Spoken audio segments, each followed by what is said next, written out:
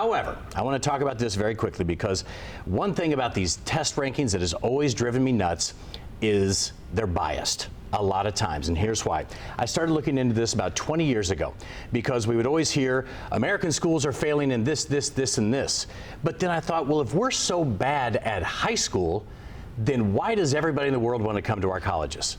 We don't all of a sudden flip a switch and get it right. So I actually did a big study into this a while back. All right, John, we're ready. What I found, here's what I found, is in places like China, we always want to compare ourselves to China. We always say, well, their students do so much better on test scores. Well, the fact of the matter is, at age 12 for a lot of these kids, they get pulled out of the schools and are put into factories.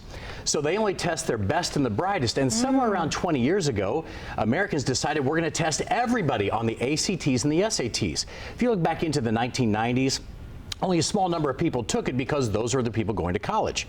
Well, then we said everybody should be tested in this. So all of a sudden we're testing everybody in the school district and the numbers went down. So obviously there was a problem when you're testing the entire school, whether people want to go to school or not, to college. Yeah, of course the numbers are going to go down. And so when you look at this chart, and this is the chart you were talking about here, Amy, comparing us, and this chart that we have right here is countries around the world when it comes to how many people have a bachelor's degree or higher.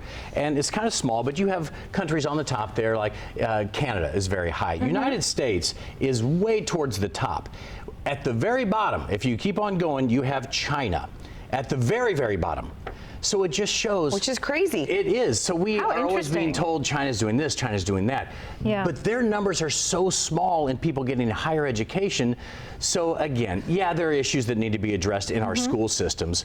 But like what we said earlier this week, the kids are okay. We still have more patents coming out of here. We have more kids getting advanced degrees. We have more medical schools teaching people, especially for women.